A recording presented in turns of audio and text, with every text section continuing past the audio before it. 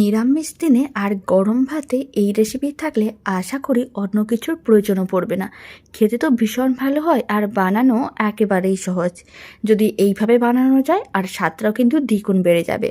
প্রথমে আমি কচু শাকগুলোকে ভালো করে জল দিয়ে ধুয়ে তারপরে কিন্তু জলটা শুকনো করে সেদ্ধ করে রেখেছিলাম। জলটা ভালো করে গরম করে তারপরে কচুর শাকটা দিতে হবে আর দিতে হবে কাঁচা ছোলা। ভালো করে সেদ্ধ করে জল ঝরিয়ে রেখে দিয়েছি।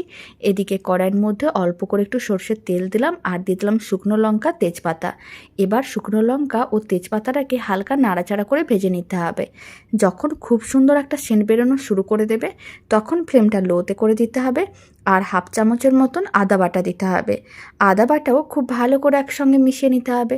তারপরে হালকা নাড়াচাড়া করে ভেজে নেওয়ার পরে এর মধ্যে দিতে হবে বেশ কিছুটা পরিমাণ নারকেল কোড়া।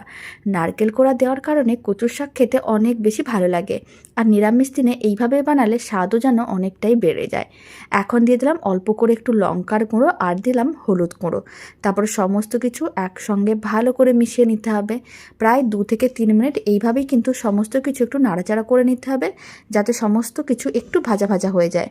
যখনই সমস্ত কিছু বেশ ভাজা ভাজা হয়ে আসবে তখন সেদ্ধ করে রাখা কচুর শাক আর দিতে হবে ছোলা। এবার এর মধ্যে আমি দিয়ে দিচ্ছি স্বাদ অনুযায়ী লবণ আর স্বাদ অনুযায়ী চিনি। তারপর সমস্ত কিছু একসঙ্গে ভালো করে মিশিয়ে নিতে হবে। নিরামিষ রান্না একটু মিষ্টি মিষ্টি হলে খেতে বেশ ভালো লাগে। এবার সমস্ত কিছু একসঙ্গে ভালো করে মিশিয়ে বেশ কিছুক্ষণ নাড়াচাড়া করে একেবারে শুকনো শুকনো করতে হবে। কচুর শাকটা যত বেশি শুকনো করে রান্না করা হবে খেতে কিন্তু ঠিক ততটাই ভালো লাগবে। এই সময় কিন্তু আপনারা চাইলে ঘি দিতে পারেন, তবে ঘিটা আমি একটু শেষের দিকে দেবো। এতে কচুর শাকের মধ্যে ঘিয়ের একটা গন্ধ থাকবে আর নিরামিষ রান্নায় ঘি দিলে খেতেও কিন্তু বেশ ভালো লাগে।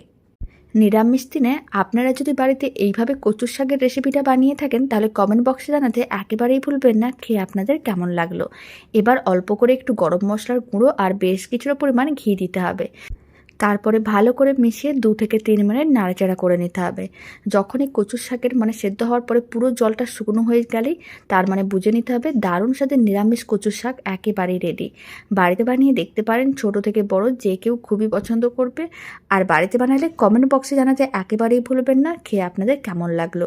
রেসিপিটা শেষ পর্যন্ত দেখার জন্য অসংখ্য ধন্যবাদ। ভালো লেগে থাকলে আপনারা যদি ফেসবুক থেকে রেসিপিটা দেখছেন পেজটিকে ফলো করে নেওয়ার অনুরোধ রইল। ইউটিউব থেকে দেখলে চ্যানেলটি সাবস্ক্রাইব করে নেওয়ার অনুরোধ রইল।